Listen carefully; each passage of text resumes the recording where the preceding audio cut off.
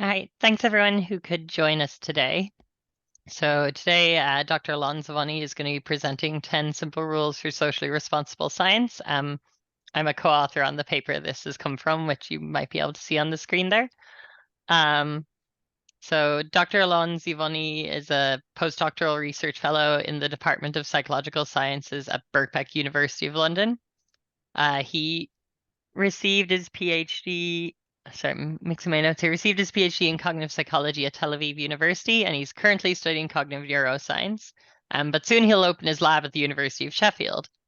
Outside his focus on visual cognition, he cares deeply about social issues, in particular LGBTQ plus issues, and this sparked his interest in broader societal impacts of science and has also guided his academic work. So hence this particular talk and the associated paper.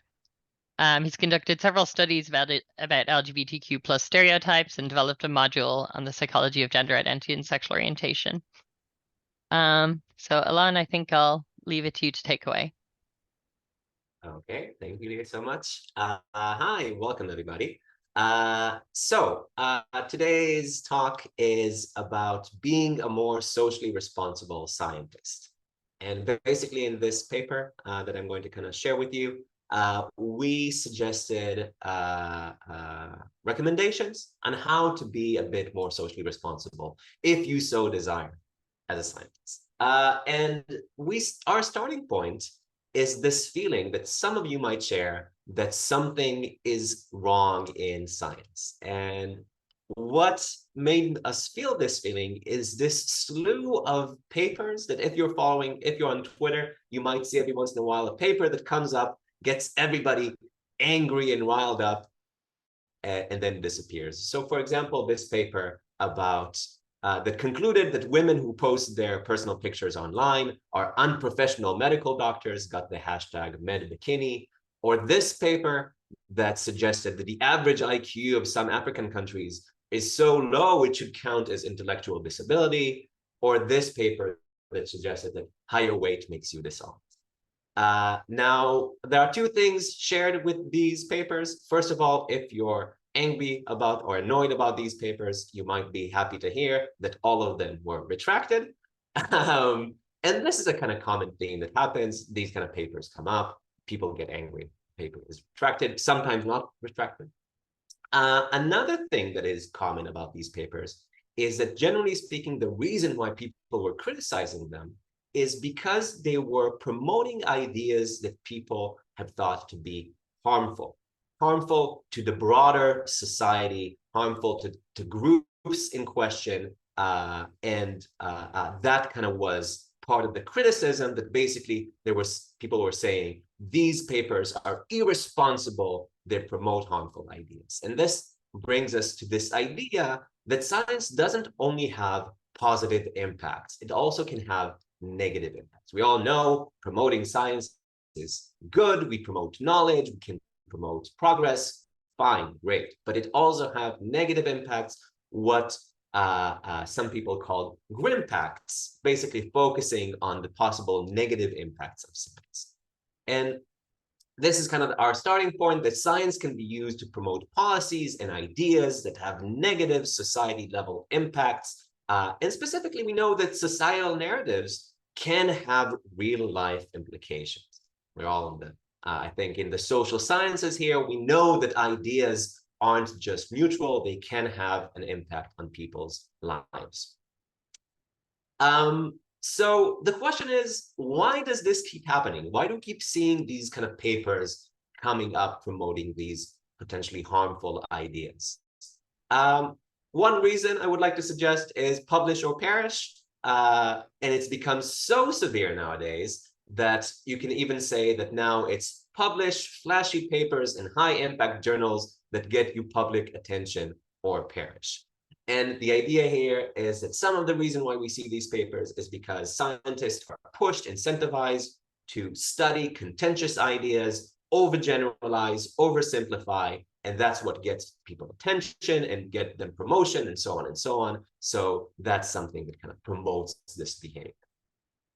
A second thing is maybe that we see this because of social media. So social media makes these kind of papers more visible. So obviously in the past, people were promoting harmful ideas through science as well. This is nothing new, but now we can see it. It's no longer in this small pool of academics.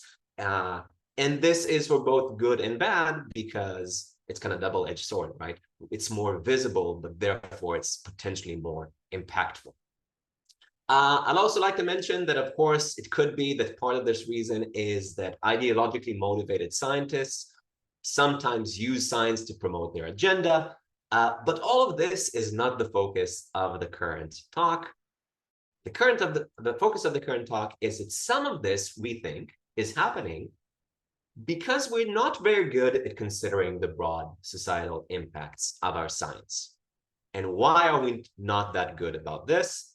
Basically, because we don't really get any introduction to this idea, right?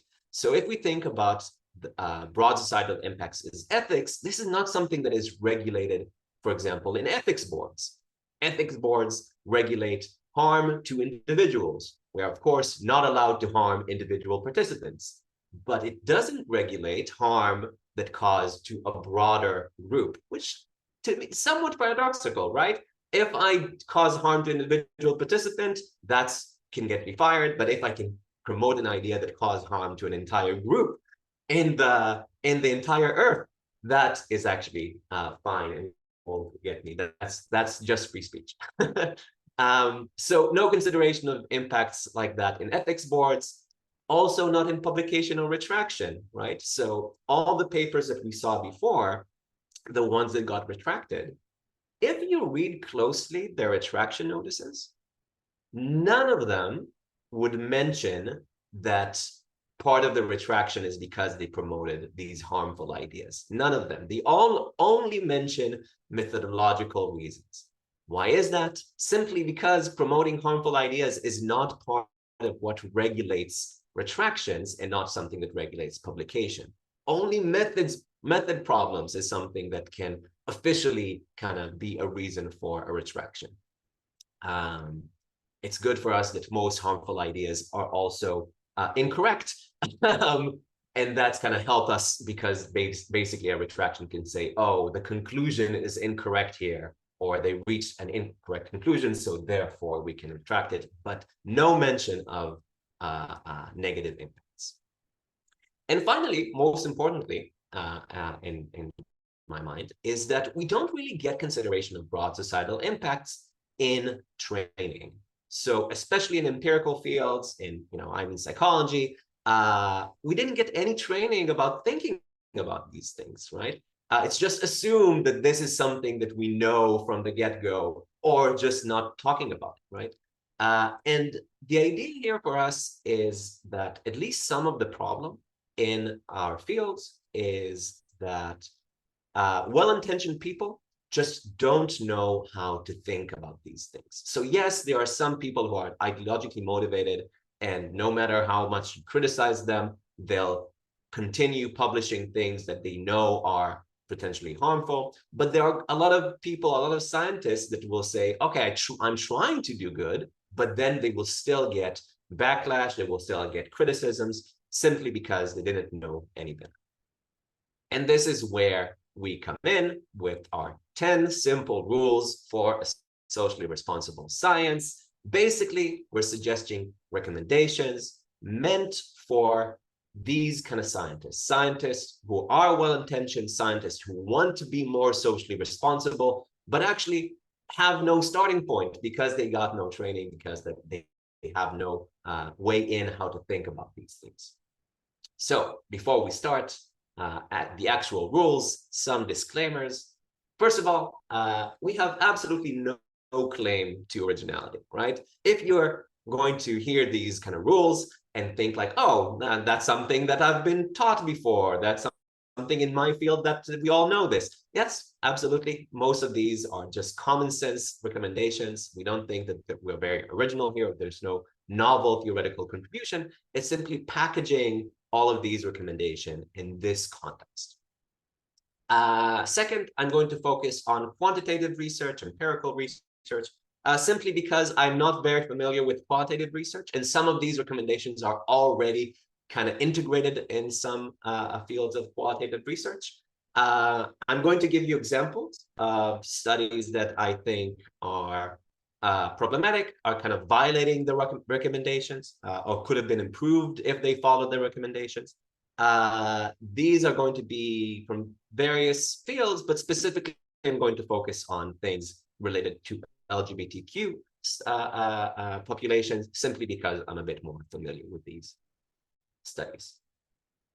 Third disclaimer, these are recommendations for individual actions. These are recommendations that potentially you or any other individual scientist can kind of follow up on and to try to improve your science to be a bit more responsible. But I do want to mention that we do know that the problem is not individuals. The problem is systematic, right? Even the idea that we don't have training is basically saying that the system of academic fields basically doesn't give us the structure to think about these things properly. Also, we're not incentivized to think about these things, right? I will say that something about that in the end. We do understand that. We do think that the problem is very general, very broad, but we do think that some individual action is better than nothing. So on our path to structural changes, we're going to suggest these kind of individual actions. I do want you to think of these recommendations not as a prescriptive list that if you don't follow up on these rules, you're somehow being an unethical scientist or anything like that. These are recommendations that anyone can just decide, if I have the ability, if I want to do this, I can do this, and this maybe will elevate my research. Fourth disclaimer, we call this 10 simple rules, simply because the series in Plus Computational Biology is called 10 simple rules. They're not very simple, they're definitely not rules, okay? A bit of an unfortunate name for this, but these are somewhat simple, somewhat unsimple recommendations, not rules. Finally, our approach is that better late than never. So what I'm going to do is the recommendations are going to follow the kind of life cycle of a study from inception to dissemination. And of course, if you follow the recommendations all the way from the start, then you'll see that it's easier to do the stuff in the next stages. But if you already started a study, for example, now that we're talking about this, you already studied the study, you already collected the data, you're now in the write-up stage, there are still things that you can do to make your study a bit more socially responsible. So some of these recommendations at the later stage will become a bit redundant if you already did the recommendations in the earlier stages. Okay, this was all the introduction. Let's go with the actual recommendations about how to be a bit more socially responsible in our science. We have about 4 minutes per recommendation, even less. This is going to be a little bit quick, but we have time afterwards to discuss things. So I hope we'll enjoy that time as well. We're starting with the inception. Rule number 1, get diverse perspectives early on. And the idea here is that as scientists, individual scientists, we're not perfect. We don't have perfect knowledge, right? We always have gaps in our knowledge. And when we're studying a specific social group and when we're studying a specific, venturing into a specific field, we can always get benefits from consulting with people who are more familiar with the group or the field than us. So specifically, people from the group, experts, or preferably experts from the specific group. Here's an example. So this weird figure comes from a study from 2005 by Rigger et al. And you can see that they put some cufflinks kind of around guys' erections. And what they did, they showed them pornography, different kinds of pornography, and measured their erections. Now, why would they do something like that, you might ask? They did this because they were asking, are bisexual men substantially sexually aroused by both sexes? Okay, that was their question. Basically, they were trying to ask, do bisexual men exist? right? That's basically what they were trying to do. A lot of problem with even the question. I'm going to touch on that. I'm going to use this example for the next rule as well.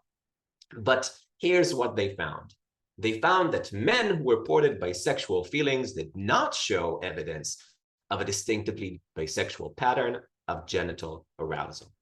And this led to the writing up of an article in the New York Times called Straight, Gay, or Lying, Bisexuality Revisited, which, when I was growing up, caused me a lot of distress. So we see that there's something problematic here. Now, in 2011, this group repeated the same study, basically. Only now, they recruited using a more stringent criteria involving sexual and romantic experience with both men and women. Now, why would they do that? They did that because an advocate for the bisexual community in the US came to this research group and basically told them, you got it wrong. You got the recruitment wrong. And because of that, basically because of his suggestions, they repeated the study. And this time they found that bisexual men in the present study demonstrated bisexual patterns of both subjective and genital arousal. This wasn't enough for them. They continued on with these studies. In 2020, they published a meta-analysis of these studies showing robust evidence for bisexual orientation among men. Great, hooray for us, bisexual men exist. But I think the important point here is that if they simply had the same representative, the same advocate for the bisexual community from the get-go, all of this could have been, all this trouble, all the harm that they did with the original study, the New York Times article, could have been prevented. So here are the recommendations about getting early perspectives early on. Basically, this is called participatory research that has become really the norm in certain fields. For example, if you look at autism research, there's now a lot of emphasis on getting people from the autistic community involved in getting their advice in all branches of research. So if you're looking for more to read, just look for participatory research. There's so much to read. What we're trying to do is to detect gaps in our knowledge, barriers to participation.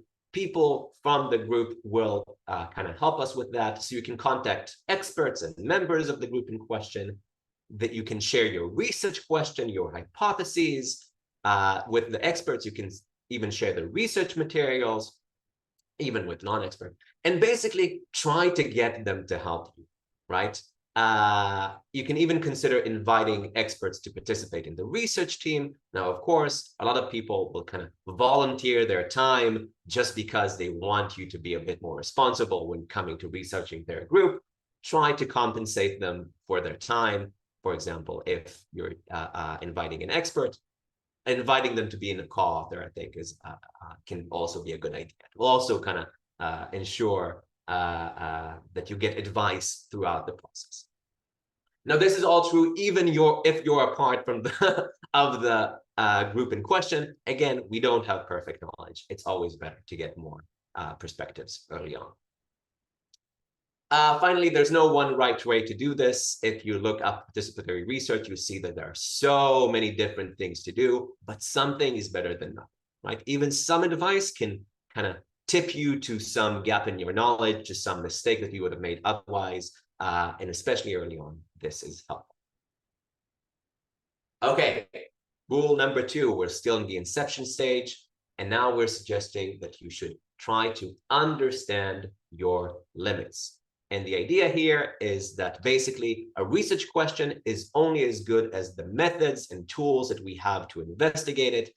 If we have a research question that's really interesting, but we don't have a way to really study it, sometimes we're just going to make a blunder out of it, and we're going to reach the wrong conclusions, support the wrong policies, and so on and so on.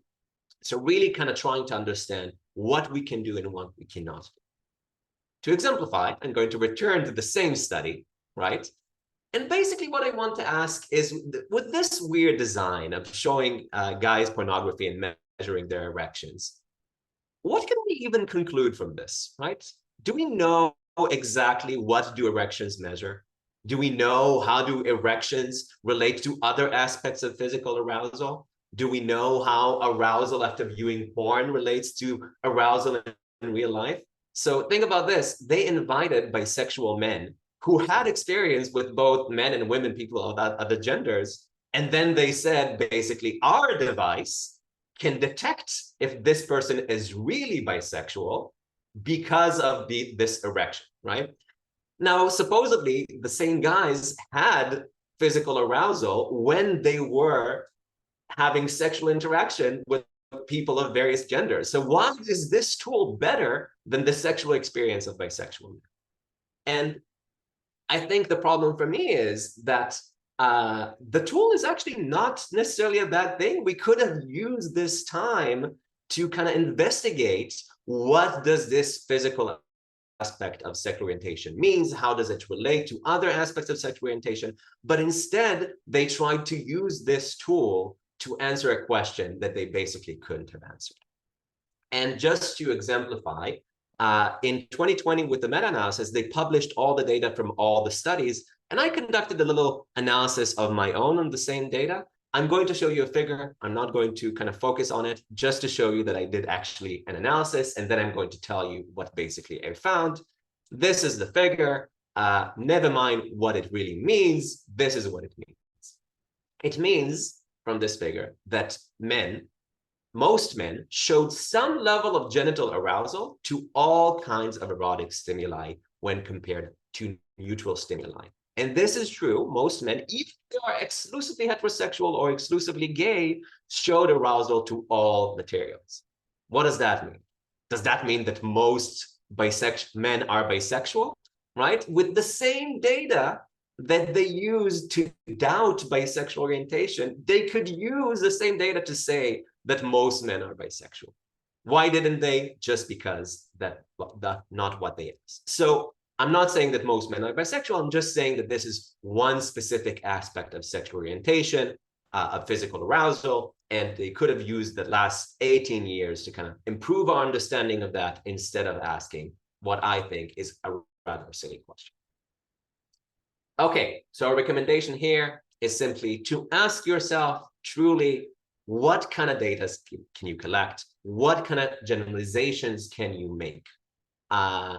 Do you need to improve your tools? Do you need to improve your research design? And if the answer to this is yes, maybe take your time to do these things instead of venturing into some research question that you can't really answer and might be a bit blundering and cause harm along the way. Related, I want to recommend this paper that recently came up, Reflexivity in Quantitative Research, that kind of also suggests that these kind of asking yourself, thinking about the ramifications of things is a good way to start. Okay, a bit intense, we're carrying on. Rule number 3, last inception rule. In rule number 3, we suggest that we should try to incorporate social and historical context. And again, from a social science perspective, the idea is that many things that we observe in our social reality in everyday life are not just natural, they are affected by the society, by the history, by the context in which they're presented. And we should remember that, and we should understand that. Otherwise, we might reach a wrong conclusion or kind of support an incoherent or incomplete narrative. And annoyingly, science is also part of a social context, right? When we publish our studies, we promote these kind of social narratives. We also create a context, so we should be extra careful when we do that. Here's an example for that. The infamous book, The Bell Curve, reported on well-known IQ differences between white and Black Americans. These were well-known even before the book came out. They didn't find them. But what they did is to kind of take all these data and concluded that the differences were caused due to inherent genetic differences. Now, that's the part of the problem, because nowadays people say, people who are critical of race science, they say that we can't even study anything related to race. That's not true. You can definitely study things related to race. You simply have to contextualize it. So other writers, including Black writers, contextualize the same findings in terms of development of the IQ test, education investment disparities, socioeconomic factors, historical disparities. All of these are absolutely fine. And in this sense, reporting on the IQ differences is actually the first step to kind of correcting the historical context, right? To correcting the social context. So it's not the empirical finding that's the problem, it's the contextualizing it as somehow kind of racial genetic differences, which most biologists will tell you is simply an incoherent concept to think of race as this kind of separation of genetics. So the recommendations here: integrate the social context in the study's narrative, not just as an afterthought. So an afterthought meaning like, in a limitation paragraph in the end, oh, we conducted this study, oh, but maybe it's just the social context. Sometimes in evolutionary psychology studies, I see that like we tried to study evolution of psychology or sexual behavior, and then this kind of limitation paragraph, oh, maybe it's cultural. Well, if it is cultural, you should try to think about that clearly from the get-go. You can try to include measures that address the social context. So, for example, if you're looking for mental health disparities, try to include measures that kind of relate to the mental health disparities, not just as like neutral disparities. Maybe sometimes it's related to prejudice and so on. And try to be aware of the possible interpretations from motivated parties. Remember, you think that you might kind of release your paper to your field of researchers who are to be kind of reasonable people, but there are motivated parties out there that would love to take your study and reach the wrong conclusion with it, and kind of thinking ahead what they might conclude and what might the narrative be, and kind of trying to address that from the get-go. Okay, I feel that this is a bit intense, but that's the time we have, so intense it's going to be. Rule 4. We're now in the data collection stage. Some of these rules are going to be, as like Rule 2, for example, are going to be things that are common sense for every kind of science, not just specifically for socially responsible science. This is absolutely true. But I will say that we kind of think of these kind of recommendations as a bit even more important when it comes to science with social impacts. So Rule 4 is to be transparent about hypotheses and analyses, trying to kind of be as open as possible by using pre-registration or registered report. I'm going to say what that is in a moment. So here's the problem. We are very good storytellers as humans, right? When the cost of letting go of a data set is high, right? We collected the data set and now we're looking at it. We tend to find post hoc reasons why the results actually fit our hypotheses. So we have this hypothesis, we look at the data, and then we say, oh, we didn't find it, but you know what, this participant is actually problematic, let's remove them. Actually, I could have calculated my measure a little bit differently, and then you conduct what's called p-hacking, basically kind of massaging the data until it fits your hypothesis. Another possibility is to do what's called harking, hypothesizing after the results are known, and that is basically to look at the data and claim after you already know the results to say, oh, this is what we hypothesized all along.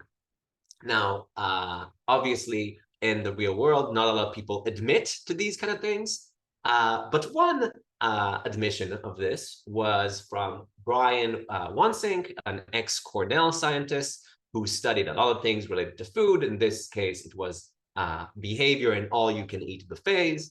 And this is something he wrote in a blog post. I'm sure he regretted writing this in a blog post. This is about a PhD student. He said, I gave her a data set of self-funded failed study which had null results. I said, this cost us a lot of time and our money to collect. There's got to be something here we can salvage. Every day she came back with puzzling new results, and every day we would come up with another set of plausible hypotheses. So basically admitting exactly the kind of behavior we're talking about, and unsurprisingly, these articles were later retracted. Now, you might say to yourself, well, this is so egregious. Of course, I wouldn't do anything like that. Well, but in a study about self-admission rates of harking that basically gave scientists an anonymous, do you do this? On average, 43% of scientists admitted to one level of harking or another. So this is something many of us do. And I get it. And when you have a costly data set, it's hard to let it go. But this can actually be problematic because sometimes it means that you support things that are actually incorrect. So our recommendations here is to try to use pre-registration sites and write registry reports. Pre-registration is sites like As Predicted, for example, where you basically just write down in a form, this is what I'm going to do. This is the data I'm going to collect. These are my hypotheses. This is my analysis. And this is my outlier removal method. And this basically kind of keeps you from your own biases. Similarly, register reports, which you have this paper, 10 Simple Rules for Writing a Register Report, is a form of writing an article where you basically send the introduction and the method section in advance. They might get, you get reviews on the methods, you get recommendations, you revise that, and basically the article can get accepted before you actually collect the data. And this kind of protects us from the occasion where we collect an expensive data set, but then we actually don't find any result, right? If they said that this is going to be published, this is going to be published. Now, what's good about these things is that it will prevent us from reporting things that are actually not really correct. And sometimes even when we're studying something that we think promotes a positive narrative, if we actually promote something that is incorrect, that can actually cause a lot of wasted time, produce bad policies, and so on and so on. So this will not only get rid of your bias, but can also bolster the community's confidence in your results. And I think that one more thing related to being a responsible scientist is when you're studying a contentious issue, realizing that some people are going to have reasons to doubt your results. And the more you can kind of make people confident of your results, the better, right? So even if you're just promoting very, very positive things that are even true, you also need to convince the scientific community in them. And I think that using these kind of methods is going to be helpful with that. Okay, almost halfway through. We're up to the write-up stage. And our rule here, again, generally true, but extra true when you're trying to be socially responsible, is accurate and transparent reporting. I had an example here, but it took too much time. Just removed it. So I'll just go to recommendations. Basically, this is as easy as it comes in terms of recommendation. Try not to oversell or oversimplify. We have this tendency. We know that articles kind of pushing us, journals are pushing us to oversimplify. The more responsible thing to do is not to do that. How? Basically, to really acknowledge, not like in a limitation a paragraph where you kind of say, yeah, maybe it's a limitation, but actually it's not. Really acknowledge possible heterogeneity in sample and results. And something that's actually not very intuitive here and might be very beneficial is to upload your data and analysis procedure to an online repository. There are a lot of websites that do that nowadays. Now, if you do that alongside with a preprint, preprint is also you're uploading your manuscript before it is even published. You can actually get advice on these things early on. So let's say, for example, you made a mistake in your data analysis. It's better to find it out as early as possible than finding out way, way, way, way later after you already published it, and then you'll have to retract it or you have to correct it and so on and so on. So the earlier you do this and kind of invite people to scrutinize your results and your analysis, the better. Okay, rule number 6. We're still in the write-up stage. And now our suggestion is to try to choose your terminology carefully. We're writing up our study about a specific social group. and the words that we use can have a big impact on how things are understood and how people from the community that we're studying are going to kind of relate to this paper. A specifically egregious example of that is this paper from Littman, who basically interviewed parents of transgender teens. And the parents had the suspicion that people developed transgender status kind of in a rapid way because they met other transgender people. This resulted in the terminology of rapid onset gender dysphoria, and the paper described being transgender as a social and peer contagion. Now, notice these are very scientific sounding words that kind of relate to epidemiology or psychiatry.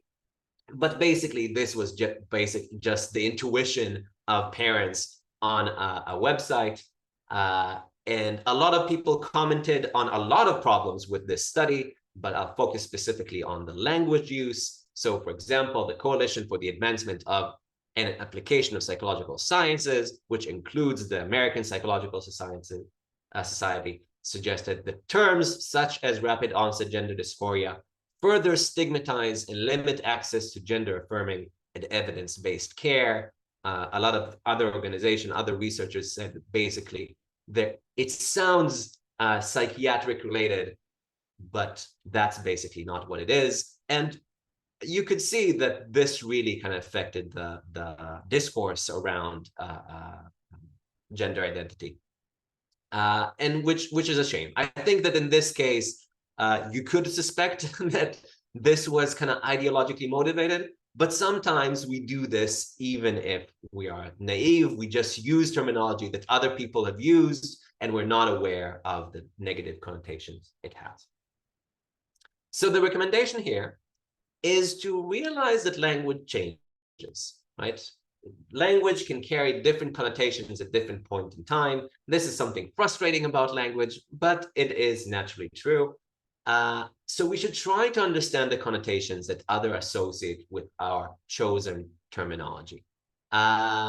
Sometimes we read papers that were published even in the present, and we don't realize that if we use that terminology, that's actually going to be offensive to some people or going to kind of have a different kind of conclusion associated with it. The best way to do this is to reach out to members of the study population or advocacy organizations who have the most up-to-date current knowledge about what language is more or less acceptable. You can also comment on the choice of language in the paper itself. This is something I saw in autism research recently, when people are kind of thinking out loud whether to use person first language or not. So person with autism or autistic people. And a lot of researchers nowadays are basically saying, look, there's this study in the US that people prefer this study in other countries, people prefer that. We're going to use both of them.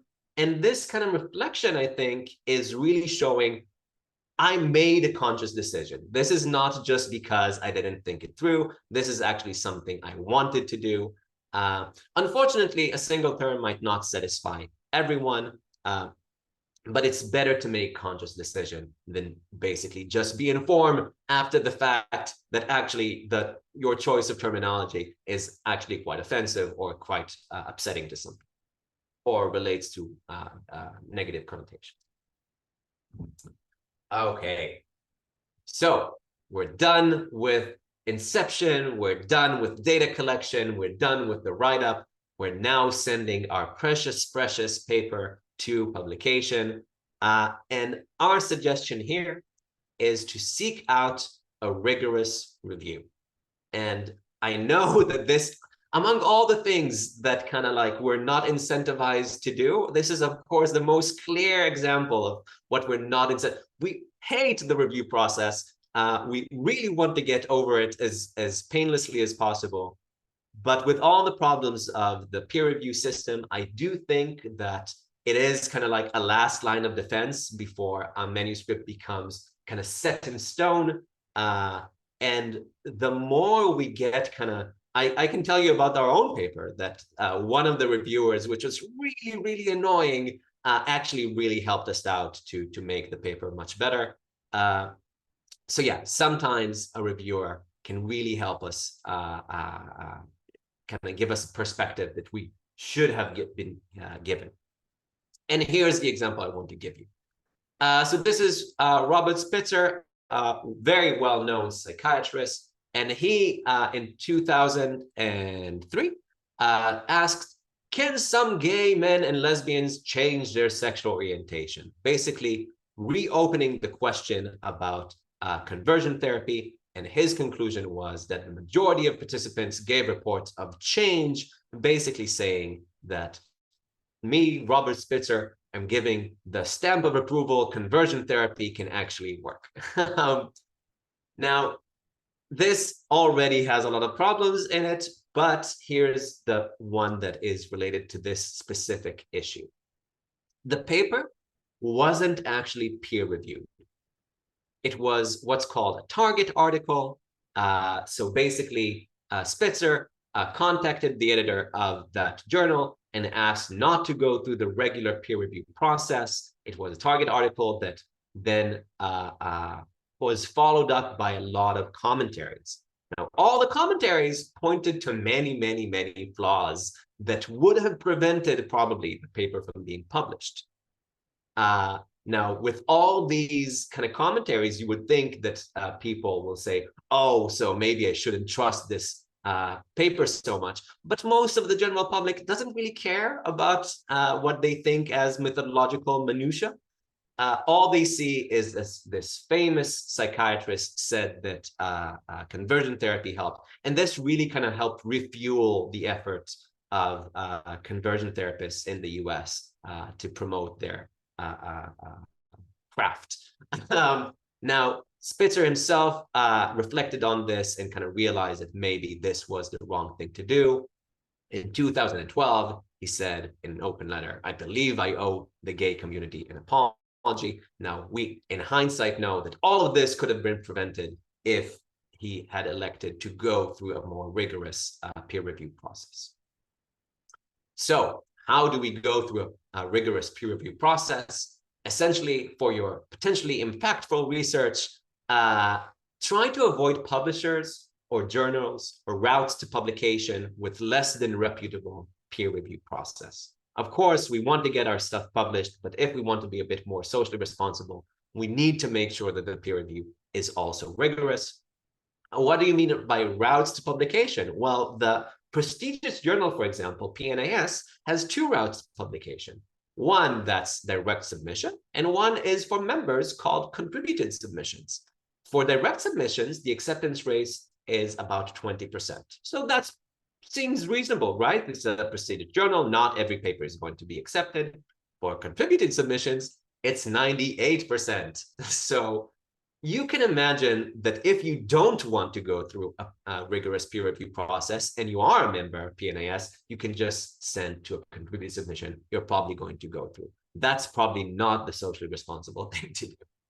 Instead, the socially responsible thing to do is find a rigorous paper and actually recommend potentially critical reviewers. Again, not from just thinking whether they're going to let me through the gate or not, but also whether they're going to give me good advice, point me out to things that are basically gaps in my knowledge.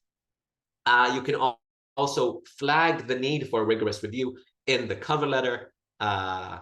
And I think that this is also helpful because sometimes, especially with kind of contentious issues, these things kind of come up post-publication. People get annoyed, people get critical. And then if they can see that you actually insisted on a rigorous review, that's more kind of points for you for being a responsible scientist.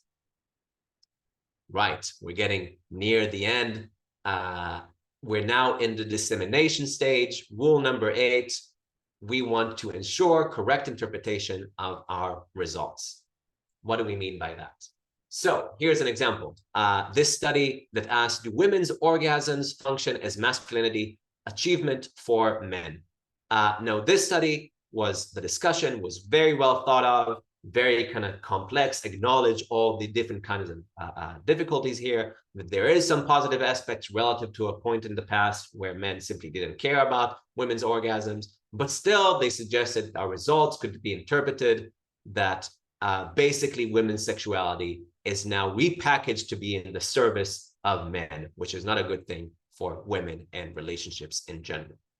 So they were very clear in the discussion. You know, they did everything that we talked about. They did everything right. Nevertheless, this is the headline in Fox News. Hey guys, making her orgasm actually benefits you, right? So completely missing the point of the article, just taking the finding and kind of repackaging it. So what did these authors did was simply, they didn't just let it lie, they actually engaged with media and asked news articles to be printed with the correct interpretation, and following their kind of engagement. This is a newer article that came out from Cosmopolitan, why guys get turned on when you orgasm and why that's a bad thing.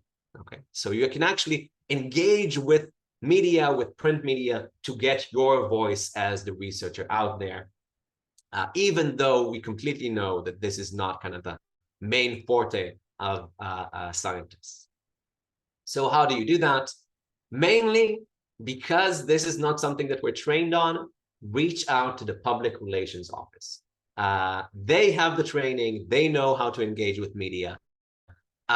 You can try to write a press release before this is going to get picked up. A press release is what's going to get to the different news outlets, and you can basically influence the press release more than if this gets misinterpreted.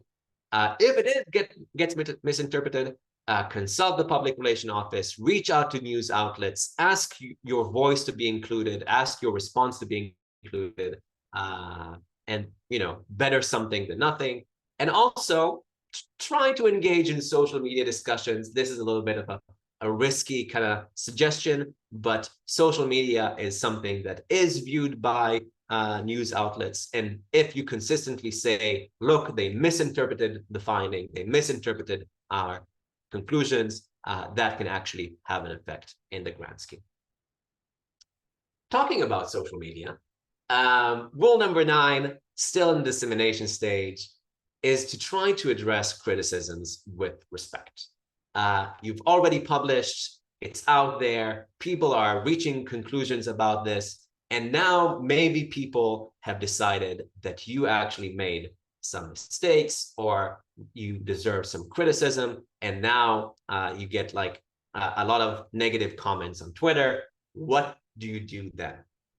Well, the recommendation here is to try to find the gems in the rubbish heap. So the gems are criticisms that are actually valid, criticisms that you might have missed. Maybe you didn't think about all these previous rules. Maybe only now you're getting to our paper. And there might be criticisms that have some valid things to say. Try to focus on them and not the inflammatory kind of more personal aspects of social media. This might be hard, so maybe take a step back and ask someone else to help summarize the criticisms if it gets overwhelming, because of course, what's called dogpiling can be a bit difficult to read.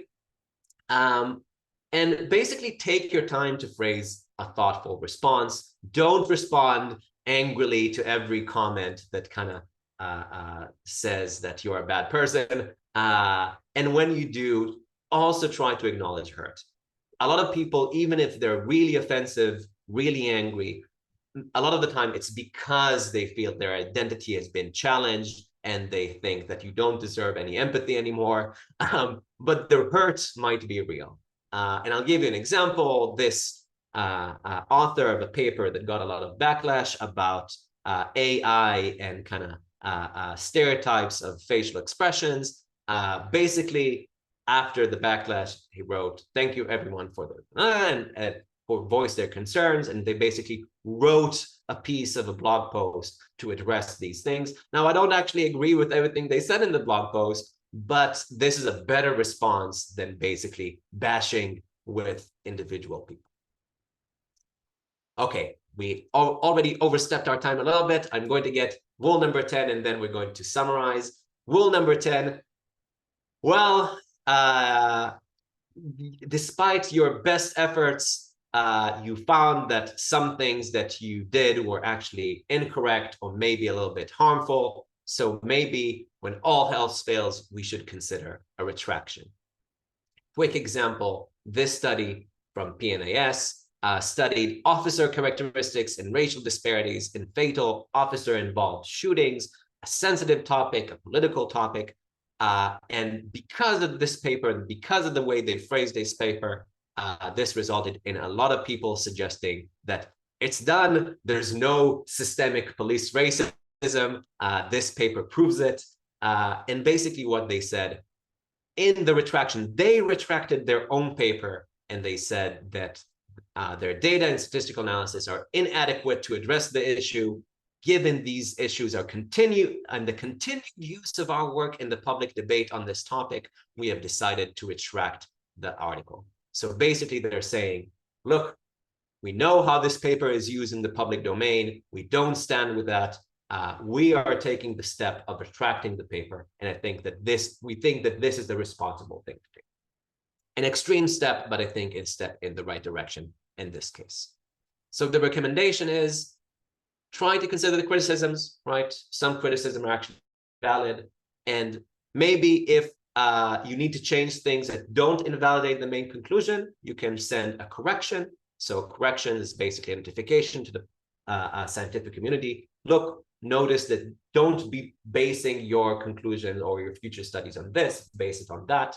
But sometimes the conclusions are so challenged, you find that there's such a big flaw that relates to a key measure, analysis, or a conclusion that you might consider a retraction, basically correcting the scientific record, saying that I, the author, no longer stand with this.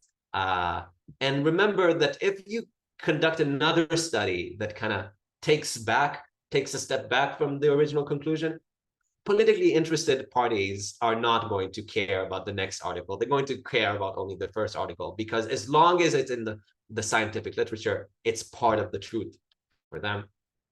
And self-retraction might actually be lauded as heroic, might be better to be remembered as someone who kind of self-corrected than someone who insisted on something that is wrong.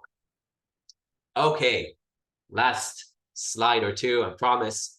Here are some limitations. All of these recommendations, right? All of these so-called rules.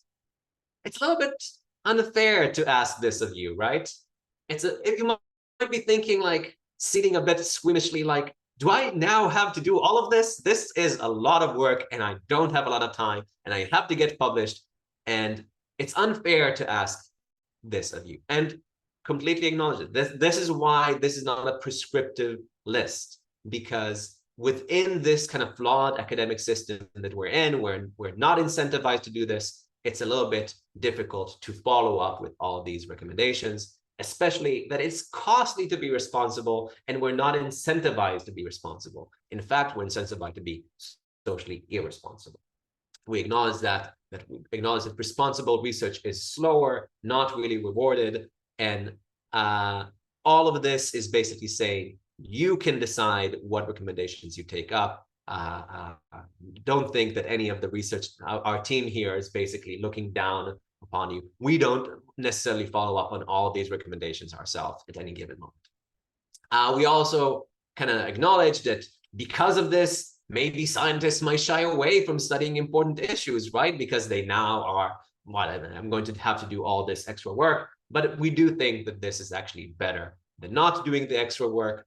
And responsible research is, paradoxically, it's less flashy. You're studying things in a careful way. You're writing it in a careful way. So paradoxically, it might be less influential.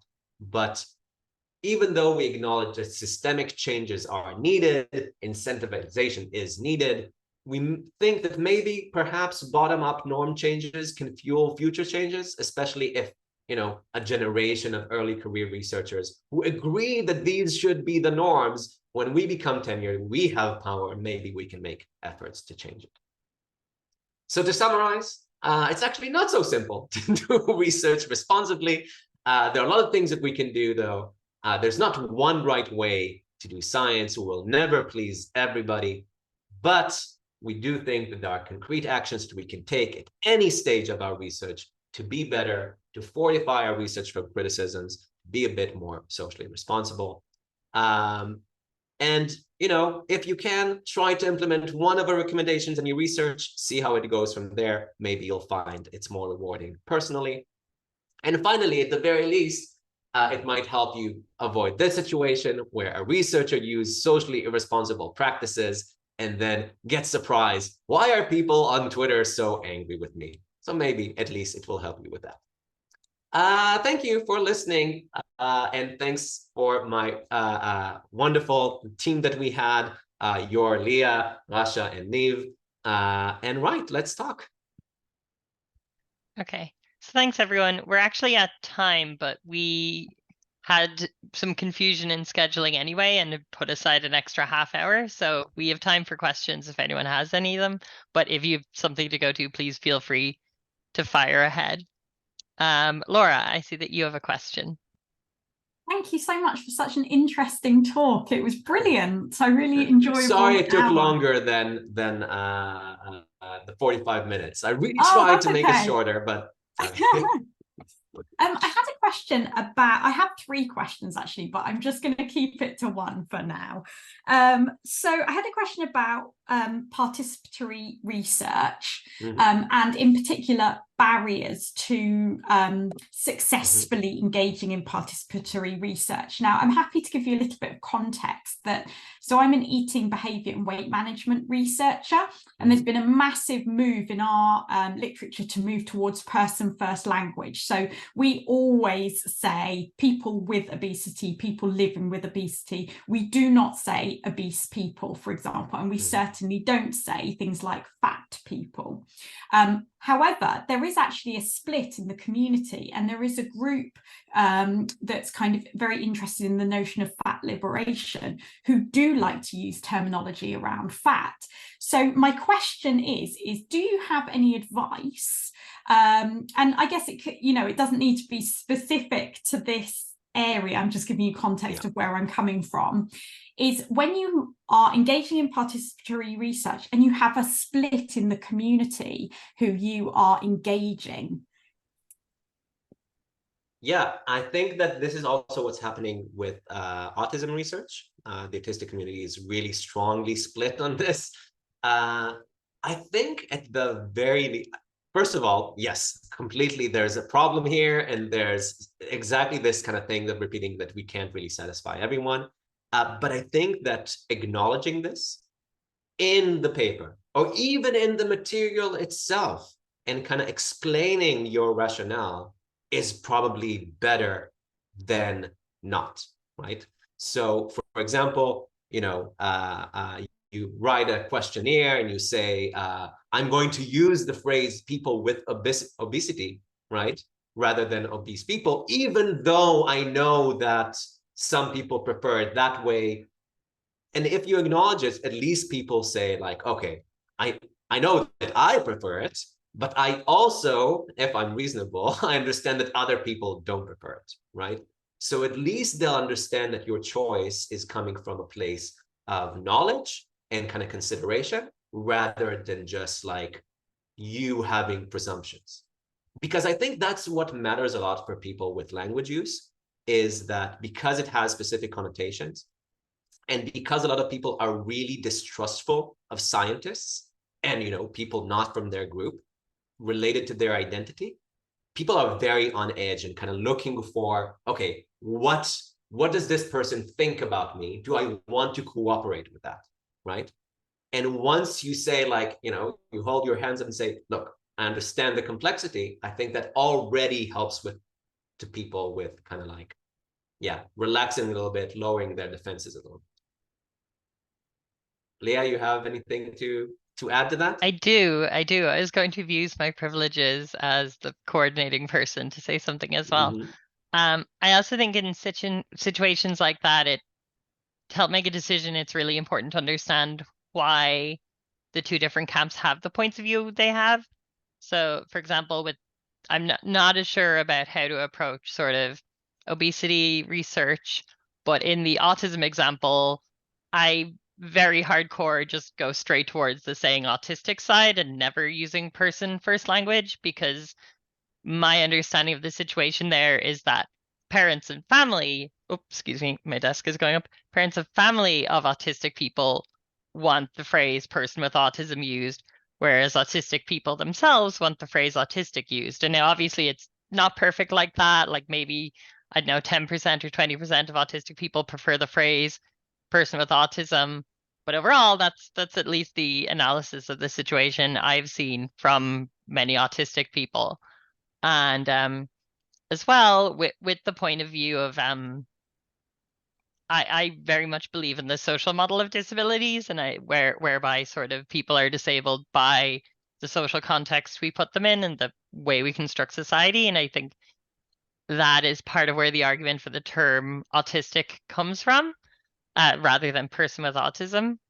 And so between those things, I think sort of developing an understanding of who within the community is arguing for what and why, you can sort of make a better decision when you are faced with those sorts of splits where it's like, oh, some people want this and some people want that. But I do think that to some degree, some people from different marginalized groups would rather you didn't do that and just sort of went with what you're told, but then you know, and not even do any critical thinking about it. But I think genuinely in that scenario, when you're like, okay, but there are conflicting views, I need to decide something, that's kind of the best thing you can do. Yeah, I think like even the you know, doing a study specific about language use among the specific group is something that's very, first of all, it's very citable. So that's good for us. But also it's kind of going to kind of give the feeling of like, okay, how many people prefer this? How many people prefer that? What are the connotations with this language or that language? But yeah, I think that even being reflective with yourself and being reflective out loud, that's going to help.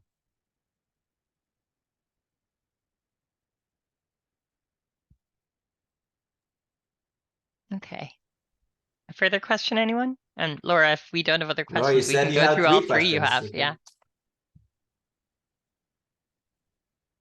I'm happy to go ahead, but Jen and Flo, if you want to say something, please do, because you know I'll just talk otherwise. So I was as I was listening to you talking about rigorous review, having recently had one of my first experiences as a handling editor at a journal, I now have nightmares about finding reviewers. So how do we square this circle? How do we deal with this? Yeah. That we need rigorous reviewers. We want them as authors because we want to feel that we've done our best work and we want to feel like we're contributing to a robust scientific literature. But the editor who's handling our paper has sent out 30 invites and got them all rejected. Yeah. How do we, as a, you know, as an individual, but also as a group, start to kind of improve this? I mean, I think slowing science down could probably help a lot.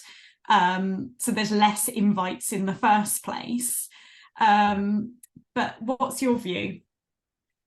I think, you know, you hit the nail on the head here, that this is all of these recommendations, of course, kind of individualistic actions to be taken in a hyper individualistic field. But the problems that we're facing are systemic, right? And yeah, this specific one is a hard one, because of course, if we change the way that we do science in general, it's going to be easier. I guess, I don't know, like my intuition is to, if you feel as an editor something kind of requires kind of really thoughtful, kind of more serious kind of consideration, then maybe, I don't know if it's possible for editors to just send emails to people and like have a list of people. It's like, okay, everything related to the ethics of this, I'm going to ask them. And yeah, a little bit, it's annoying because we kind of rely on volunteer work, right? Reviewers also do volunteer work. We're all overworked. But basically maybe have a list of people that can advise you on these kind of like more difficult issues. And maybe even specifically like, you know, send an email. Look, I know you're busy. You don't have to respond to all of this. But I do want you to, as a reviewer for this specific thing, right? Maybe that's kind of like both kind of touching on their need to kind of get involved and need to make sure that the literature is correct. That's a little bit exploitative maybe, but you know, we all kind of within the system, it's hard not to be. But also it will kind of take away from the load of like, okay, now I have to review the methods and the introduction and the language. No, you just, I want you for this specific issue, please help me with this. And if you have a long enough list of people that you can trust to do that, maybe that is going to kind of help a little bit, right? Because Yeah, it kind of touches on like the well-meaningness of people who care, whilst trying to minimize the extra work they need to do because they care so much. Yeah, I think I've seen some kind of similar approaches taken recently by editors, kind of really taking a very personalized approach. And second of all, also with trying to get reviews for grants as well, and actually grant funding bodies emailing you and saying, look, I know you can't comment on this, so don't, but could you please comment on this? So I think that's exactly the sort of thing. And then my third thing that I was going to say is, have you, just when you talk about public relations office, have you read Chris Chambers' paper about bias in public relations offices? Because if you haven't, read it, because it's one of the most fascinating papers I've read. I actually teach it. It's so fascinating. So what does the paper say? I essentially remember seeing it. Okay, so what they did is they essentially tracked back from problematic articles where the kind of insertion point of the, not error, but like the spin on it, where did it start exactly? And they like tracked it back, and they found that in like an insane number of cases it started in the PR office of the university of the primary author. And it's a really interesting kind of story to teach, just because actually, I think it was a really awkward situation for Chris Chambers in terms of releasing this paper and then putting it through his own PR office, because he's essentially saying, so, you know, you have to be really strong as the first author to be able to say within your own organization, if you are working with your marketing team, don't go too far. You've gone beyond the evidence now. And again, I think this harks back to your point, which is we don't get trained how to do that. That's not something we know how to do. That's something you have to learn how to do, usually through horrific experiences of falling on your face multiple times, being shouted at on Twitter, and then living and learning and moving on. I think the recommendation on like contacting the public relations office, I think the reason why we kind of leaned on that is that absolutely true that their job is to oversimplify and sell and spin. That's basically how they understand their job, right? We do have a modicum of more control over them than over what happens once it's released into the world, right? That's the trying to make sure that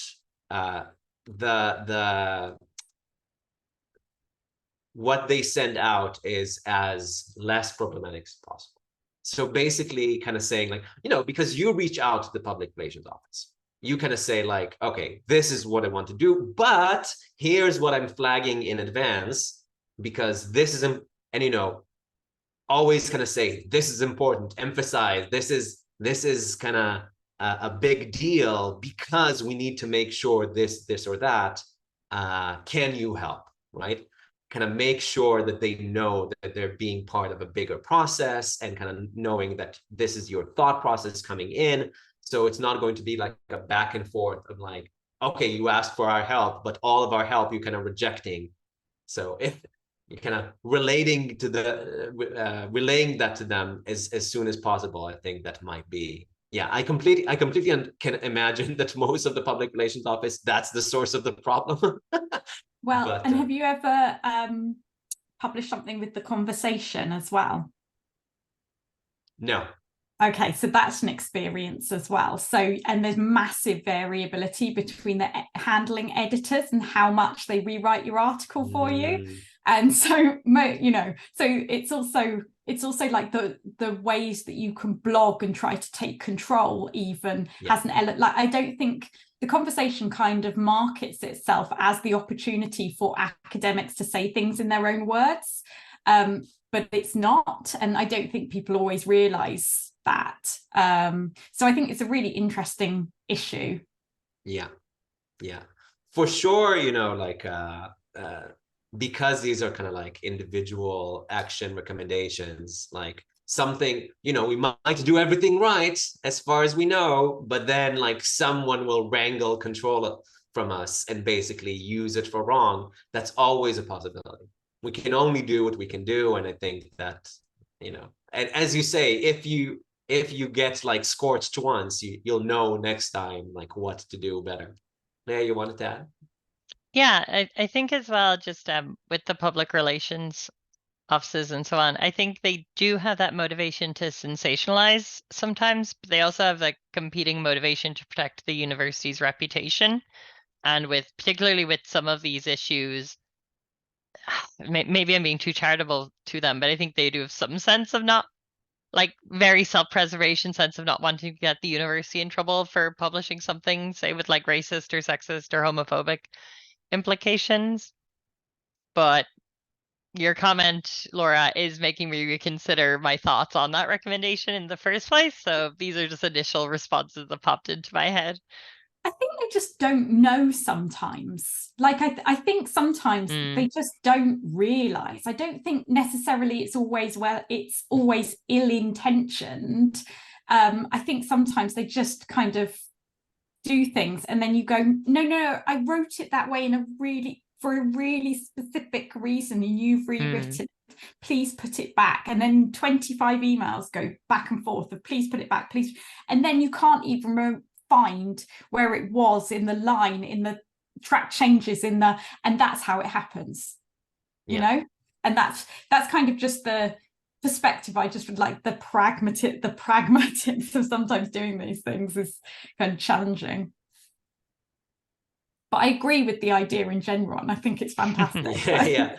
Also, you know, that's the thing. It's challenge after challenge after challenge. We, like, just behind the scenes of like the paper and how it came about, when our first version of it was much more kind of fire and brimstone judgment, like you should do all of these if you want to be ethical in science. And then basically the reviewer that we had kind of challenged us, kind of saying, in the ethics of science, we find it hard to even ascribe personal responsibility on much simpler issues. And you're saying that these things that we really can't even agree on, that are morally problematic, even if I agree with you, how can you kind of ascribe personal responsibility from a philosophical point of view? And eventually we kind of agreed. Right, it is very hard because so many things in this process are not in our hands and are kind of affected by so many different factors, that we really softened our tone and kind of saying like, look, let's do our best. Right, let's do what we can do, and if we fall on our faces, we fall on our faces, and we can deal with that as well. And and that's why it's better to start early than later, but still sometimes things can go wrong.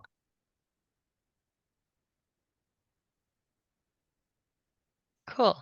Any other questions? Okay, Grant. I'm going to stop the recording then.